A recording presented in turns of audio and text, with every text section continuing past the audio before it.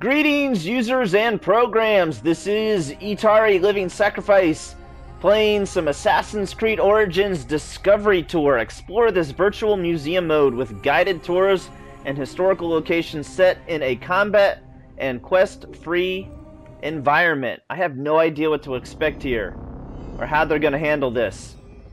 I'm pretty excited about it. I've always been very intrigued by Egyptian mythology and all that, with content curated by Egyptologists and hundreds of images sourced from museums and libraries around the world. We hope to share with you the passion that inhabit us for the 4 years it took to develop Assassin's Creed Origins.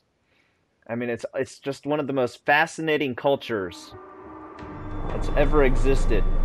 Discovery Welcome Tour. To Discovery Tour by Assassin's Creed Ancient Egypt. Guided tours will take you through majestic landmarks and acquaint you with ancient Egyptians and their culture. I wonder how in depth and how many different. Enjoy the vast panoramas of this beautiful country through the eyes of your eagle, or use an avatar to climb to the very top of the Great Pyramid. Navigate a boat along the banks of the River Nile, or ride a horse across deserts and lush, fertile lands. And when a view truly captures your fascination, take a picture using the photo mode and share it with your friends. We hope you enjoy this experience.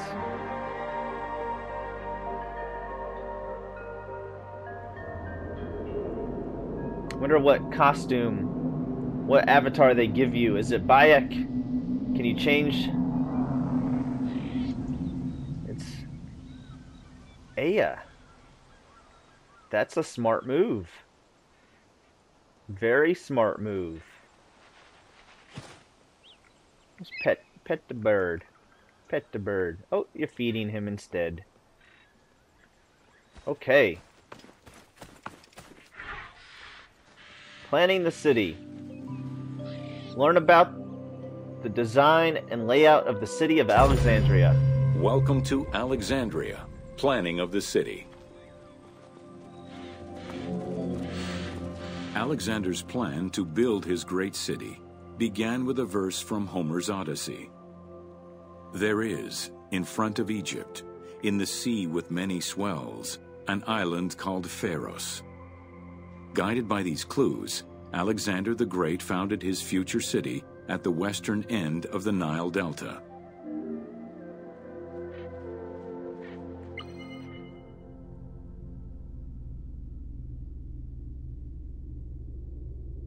Battle of Issus between Alexander and Darius III, 2nd century BCE.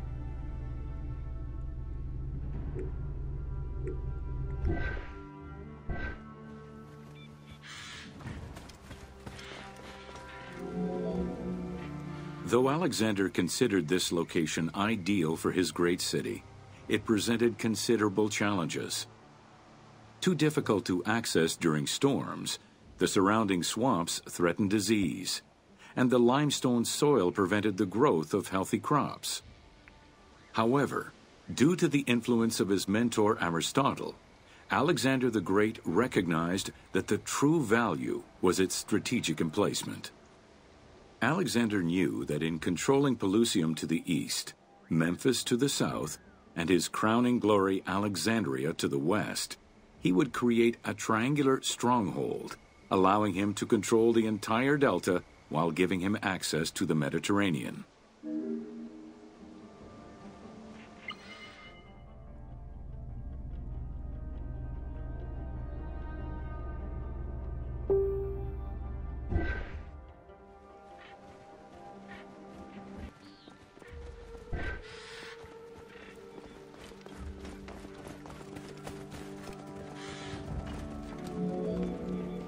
The Great Walls of Alexandria had a humble beginning. Lacking chalk to outline the future city's foundations, architects were forced to use flour instead. Clouds of migrating birds swept down and ate the flour, erasing the plans. This prompted Alexander to seek guidance from the oracles, who reassured him that his future city was destined to feed a large population.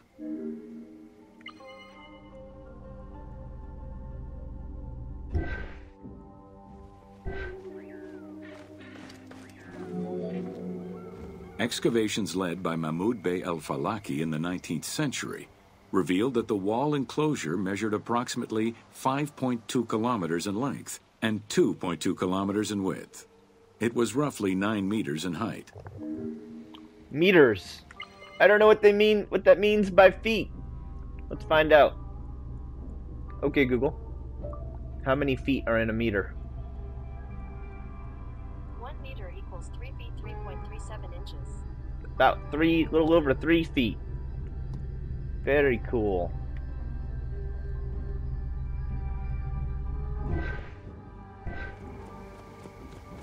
Oh, they covered her up. They covered her up with seashells. Why did they cover her up with seashells? They didn't cover any of the, That just seems like overkill. That's hilarious. These formidable ancient walls would resist a number of attacks, including fending off the king of Syria in 169 BCE. It wasn't until 295 CE that they eventually fell to Roman Emperor Diocletian, and this only after 8 months of relentless assault. I thought this was a Roman city.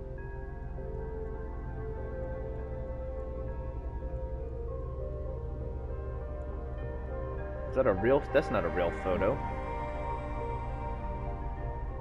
Oh, I see what they're saying.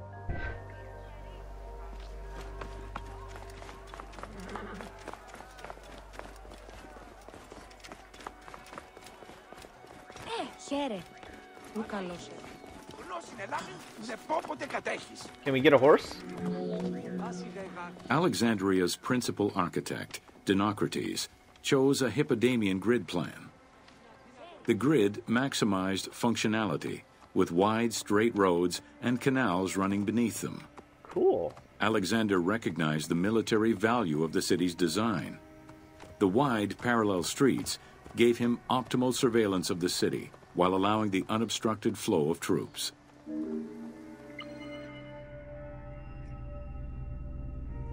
Hippodamian grid. Hippodamian grid. That's what they call. We do get a horse. You can get a horse. Doesn't really help us go faster, though. Oh, maybe it does. Whoa. A central corridor ran from the Mediterranean's north port down to Lake Mareotis to the south. This thoroughfare acted as an unobstructed link for commercial trade and travel between the two ports. Many of the streets were bordered with grand buildings and parks, including Canopic Street, with its impressive gate bordering the eastern end.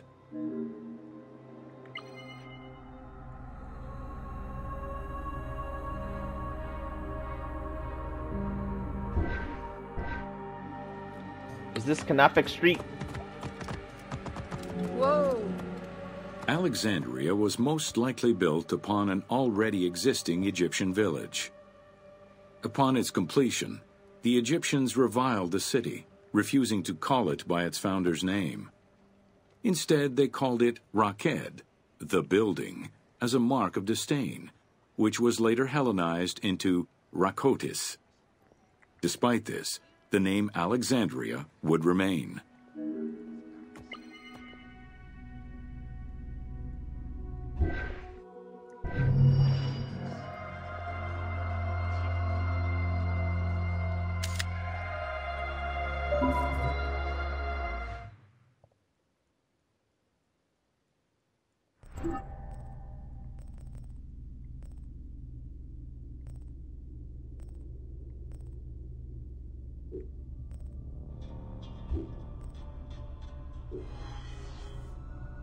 Oh, I thought we started with the first one.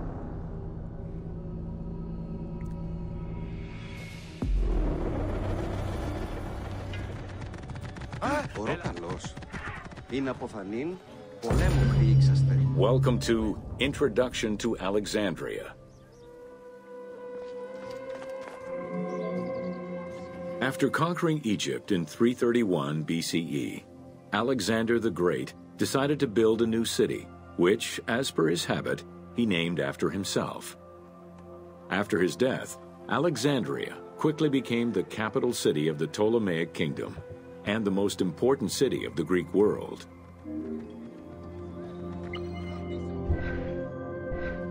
Oh, Greek. Alexander was Greek? I thought he was Roman.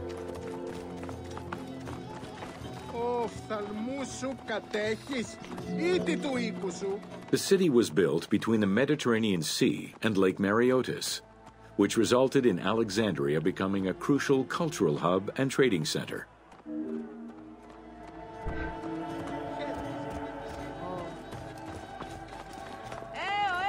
Ayo, ayo. Aw, for the... Sumptuous buildings could be seen wherever one turned their gaze. The royal palaces, the many temples, the gymnasium, lush public gardens, and large avenues.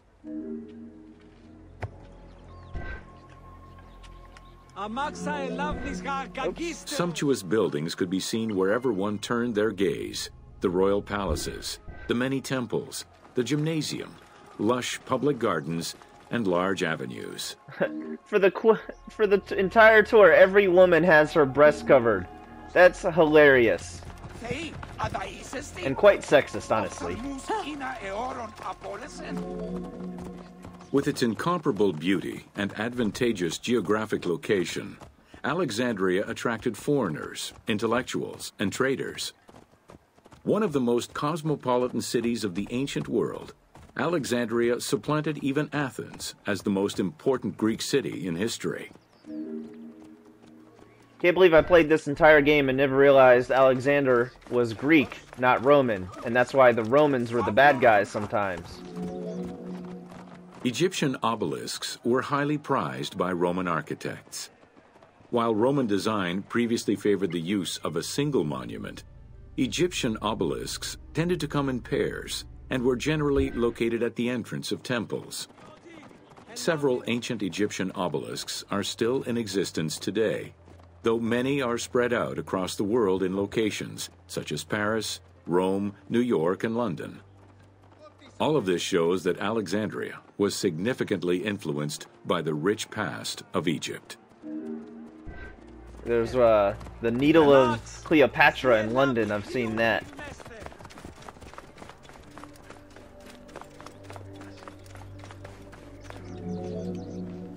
Alexandria had several main streets. Its most famous artery was the Canopic Way. It was lined with sumptuous buildings, houses, and temples, and was roughly 8 kilometers in length. This street was one of the most important shipping entrances to Alexandria, and often hosted processions and festivals.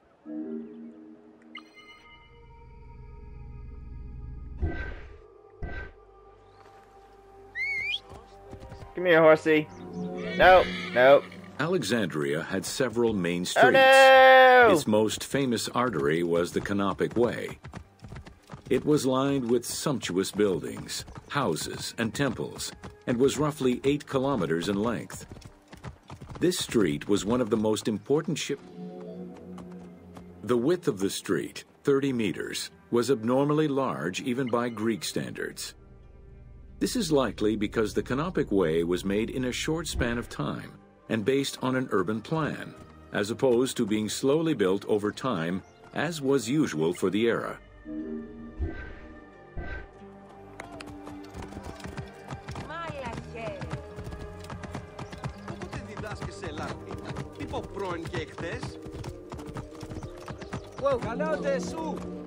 The Canopic Way originated in the western cemeteries, skirted the gymnasium, and then exited the city to head east through massive doorways towards Canopus. This structure was known as the Canopic Door.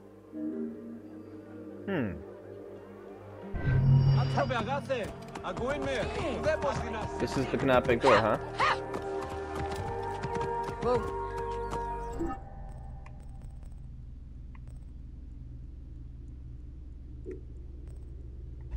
Can I just go there? I mean, obviously I can go there, but can I walk there without fast traveling? I kind of want to see how everything is connected.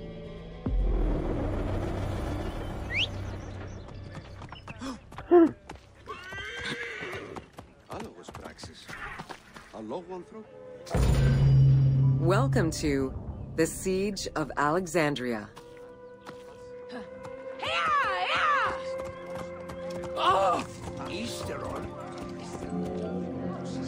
Among the collection of writings attributed to Julius Caesar are his descriptions of the Siege of Alexandria, the Gallic Wars, and the commentaries on the Civil War. These archives contain information on different campaigns, the Wars of Alexandria, Africa, and Spain. Each of them recounts Caesar's military activity from 58 BCE to 45 BCE. Though Caesar's documents remain a main source of information, it's important to note that the perspective is limited. It is necessary for other historical documents to be taken into consideration to provide a better understanding of events.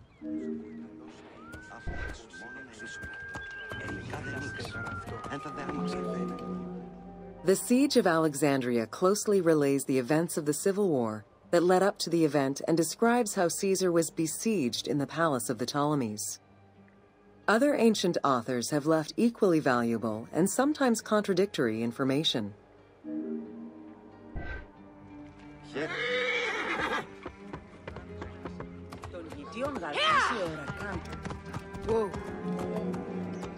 In the events leading up to the Siege of Alexandria, Cleopatra VII and her brother were fighting over control of Egypt. Young King Ptolemy XIII's regent, Pothinus, had firm control over the young pharaoh, and an outmaneuvered Cleopatra soon went into hiding. This set the stage for Pompey's arrival in Alexandria.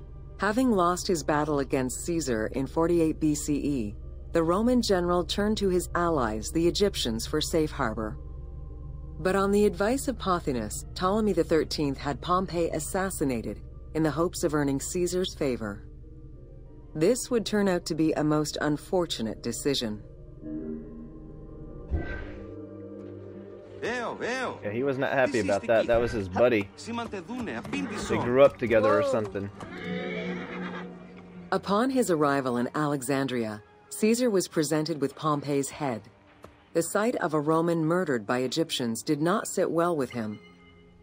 Caesar made his displeasure clear, ordering the return of Cleopatra, and for the siblings to resolve their differences and resume their co-rule of Egypt, as per the will of their father. Neither Pothinus nor Ptolemy XIII wished to accede to this demand. While doing his best to aggravate Caesar, Pothinus secretly plotted against the Roman ruler and sent word for Egyptian general Achilles to bring his 20,000 men to fight on his behalf. While Pothinus plotted against Caesar, Cleopatra made a bold move. He's holding the orb.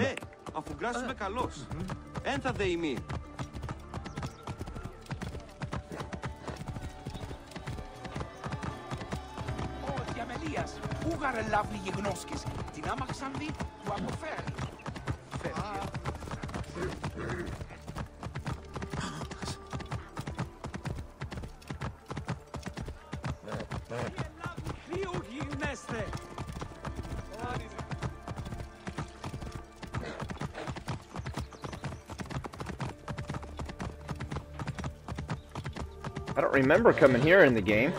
Must have ran right through it. Whoa. Yeah.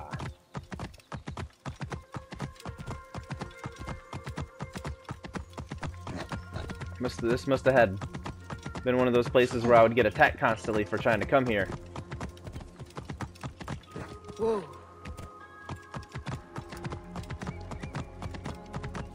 Oh, I remember this part now. This is where we met we took Cleopatra in the inside the... There are various descriptions of the encounter between Caesar and Cleopatra. One report states that she snuck into the palace alone at night. Another account claims she was accompanied by an ally and was brought inside the palace wrapped in a carpet bag. Though exactly what happened at this fateful meeting is up for debate, what is known is that Cleopatra met with Caesar and earned his approval. Pothinus and Ptolemy XIII were most vexed with this turn of events.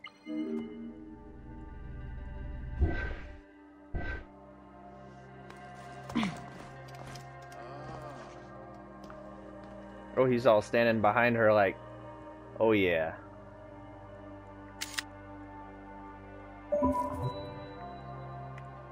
This gonna be my queen.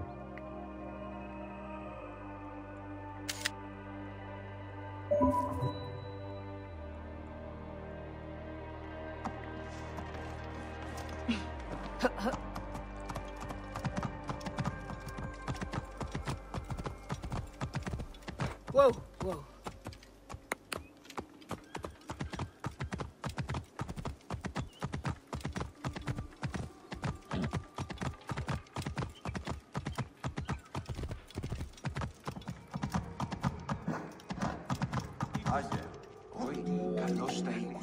With Cleopatra finally present, Caesar chose to act as mediator between the siblings in the hopes of a peaceful resolution. It did not take long for things to sour. During a banquet given to celebrate the reconciliation, there was an assassination attempt on Caesar. It was the Roman leader's own barber who thwarted the attack. Once it was revealed that the king's regent, Pothinus, had ordered the attack, Caesar had him executed. He then placed the young king under guard.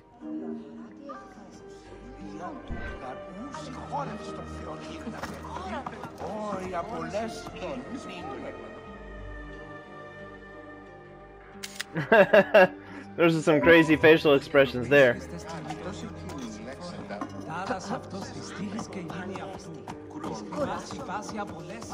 You can do it, horsey. I believe in you. Whoa. I just think that's hilarious that they covered all the women's breasts in the God-blessed Greek art. Ah, Whoa. that's hilarious. To me, anyway. Caught within the palace with roughly 4,000 troops, and with the knowledge that the arrival of enemy forces was imminent, Caesar sent for help from Syria, Rhodes, and Cilicia. He ordered his men to dig a ditch around the palace and build a wall leading to the harbor. This would ensure Caesar's access to the sea. When Egyptian General Achilles arrived in the city with 20,000 men, the battle for Alexandria began.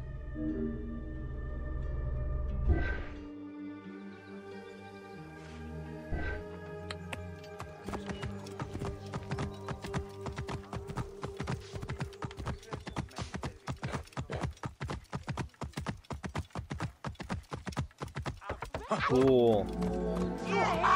With so few men at his disposal, Caesar could not risk a battle just yet. He sent ambassadors to Achilles in the name of Ptolemy to propose a truce. Knowing that the orders did not come from the young king, and angered by the pharaoh's imprisonment, Achilles had the messengers assassinated. Damn. With Caesar confined within the palace, Achilles positioned his troops around the city. Skirmishes broke out throughout the streets of Alexandria and went on for several days and nights. Though they were outnumbered, Caesar's men were able to hold the enemy back. This prompted Achilles' next move: capture the Roman fleet stationed in the harbor. Excuse me. We must run through the fire. It's just part of our imagination.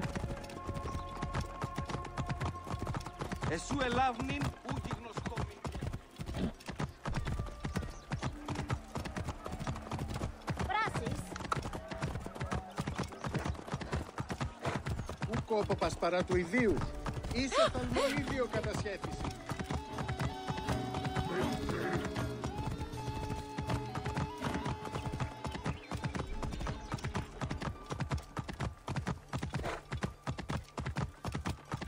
Αμελής εσύ. Πού καλάβνεις νόσχης φάπτες. I wasn't able to see a lot of this stuff without being attacked before. It's cool that they did this. Although the palace offered protection, losing the port meant the end of help and supplies. Caesar knew he had to protect the fleet. While he and his troops succeeded in regaining control of the port, he knew it would be impossible to sustain. Caesar ordered the burning of the ships. With passage back to the palace closed off, he headed for the lighthouse of Alexandria.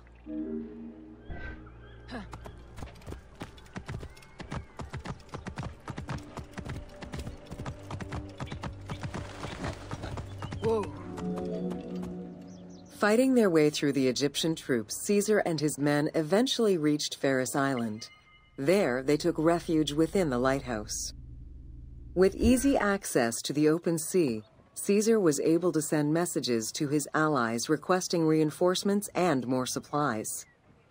The island fort also allowed him to control access to the harbor by relying on the chains used by the Egyptians to control ship traffic to and from Alexandria's docks.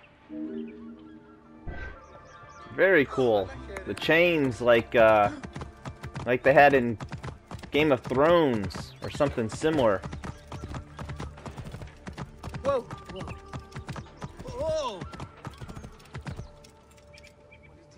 What's this? Oh, not yet.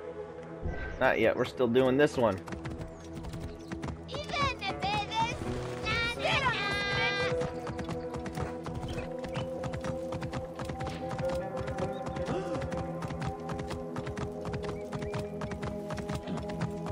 We're being all educational right now. Whoa. Did we miss one? A little confused.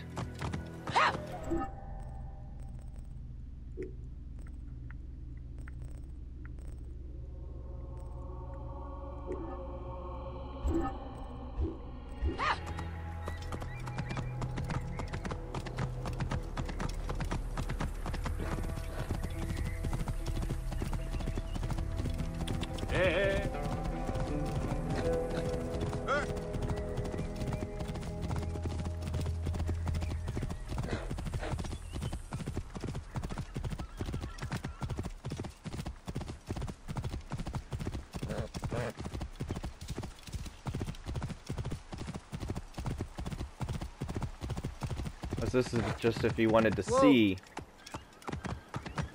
the lighthouse.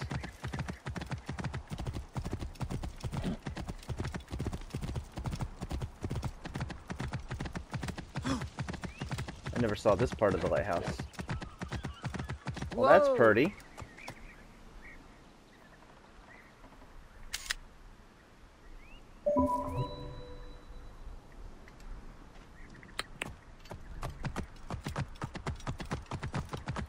We've seen the top in the game, so we've been in there.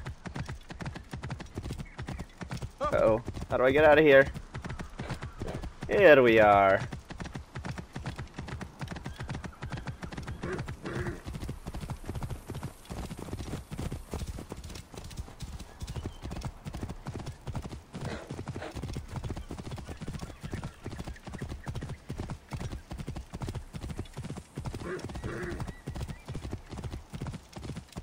See, I want to know what that building is. I wish they would... Well, there'd probably be more stuff like that.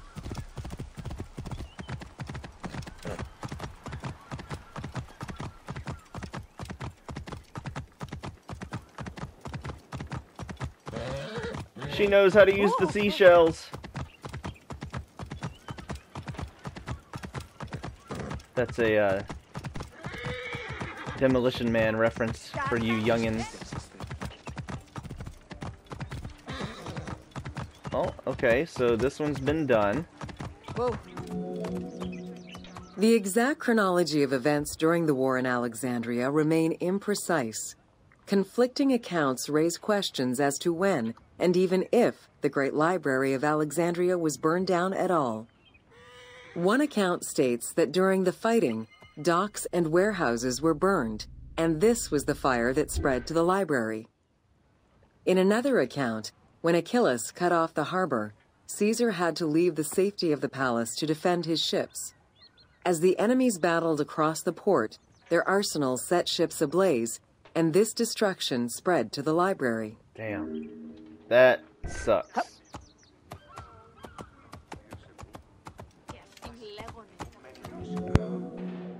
In either case, the Great Library was not completely destroyed.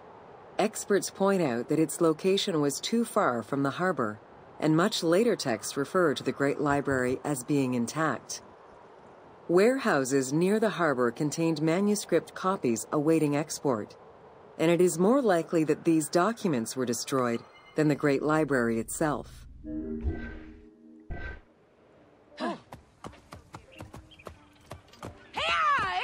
Huh, how did I miss that one? And that's why I ran all the way over here. Whoa. The destruction of the Great Library may have been due to a number of fires over the ages. Its end was probably closer to the 4th century CE, when the Christian Emperor Theodosius I ordered the closure of all pagan temples. While some documents survived after being moved away, it remains unclear just what knowledge may have been lost.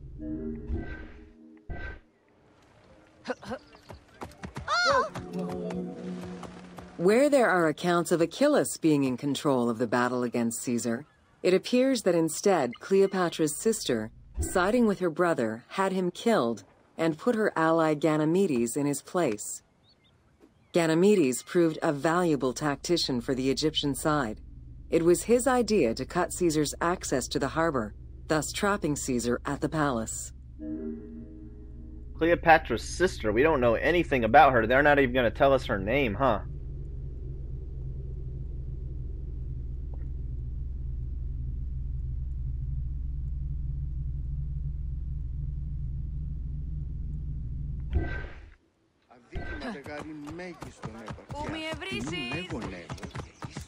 Whoa.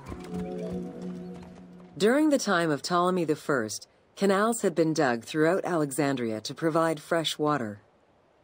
Ganymedes had his men take control of these canals. After isolating their own water supply, he had his men pour salt water into the canals and cisterns that led to Caesar's camp. Ah.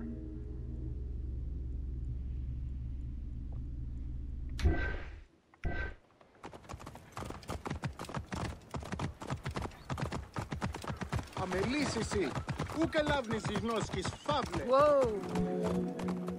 Panic erupted in Caesar's men. They wouldn't last long without fresh water. Recognizing that the porous limestone could help them, Caesar and his men dug wells to restore their water supply. Days later, the 37th Legion, comprised of Pompey's soldiers, arrived by ship.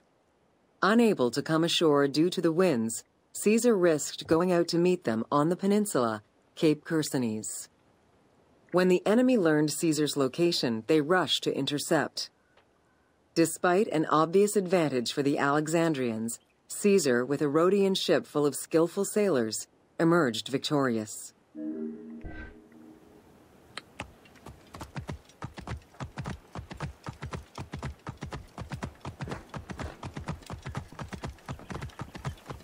Oh, whoa.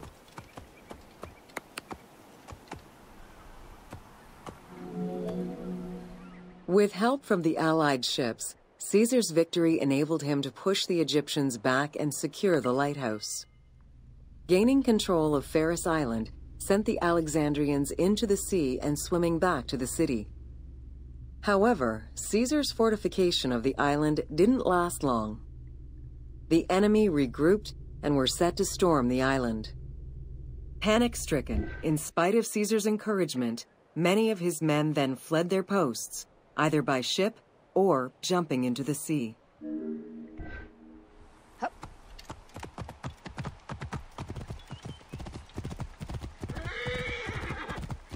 Whoa. Looks like the same statue we saw earlier.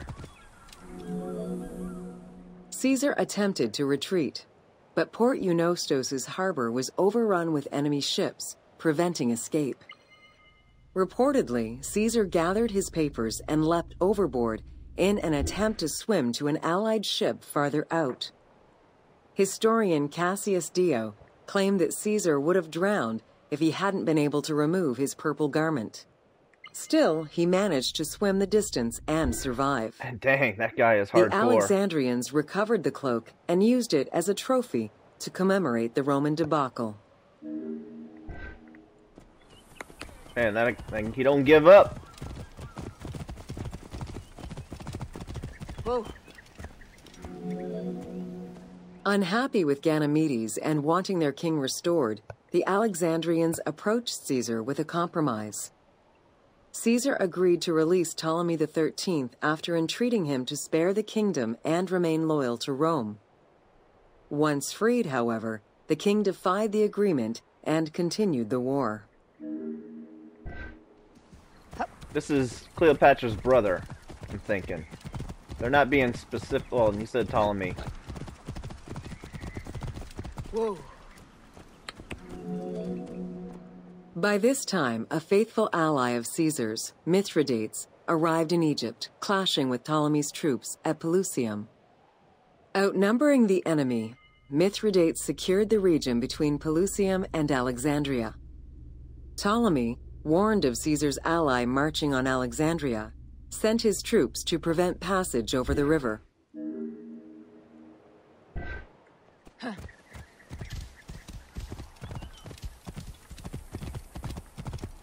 Whoa. Mithridates warned Caesar in time, and the two groups confronted the armies of Ptolemy in the Delta. In the Battle of the Nile, the Romans gained the upper hand, sending the Egyptians fleeing. In the tumult and panic, King Ptolemy XIII drowned in the Nile. Ah.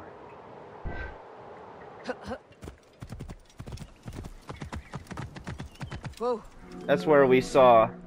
After the siege ended, Cleopatra VII married her younger brother, Ptolemy XIV, Dang. enabling her to reign over Egypt until 30 BCE. Under her rule, Alexandria settled into its position within the Roman Empire, and eventually surpassed Athens as one of the most important cities in the Roman Empire. Julius Caesar remained in Egypt for a short time. He and Cleopatra would later have a son named Caesarion. Understood. So when we saw Ptolemy, Aya didn't have to shoot the arrows because in the game the crocodiles took him. But she married her younger brother and hooked up with Caesar on a regular, it sounds like.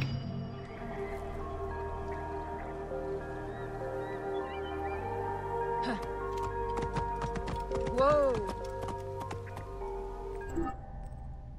Well, I think that's a fantastic place to pause it, y'all. We'll continue this on the next one.